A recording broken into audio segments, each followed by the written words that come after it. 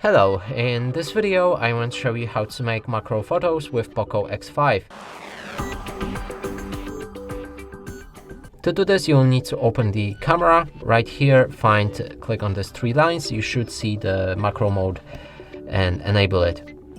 Then find the object you want to take macro photo of. In this case, let's go for these plants or stones. Place your phone about 3 or 5 centimeters away, something between, and make sure it has a good light.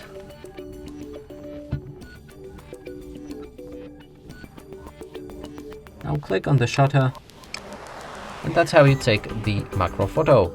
And that's it for this video. Hope you like it. Please consider subscribing to our channel, leave a like and a comment below.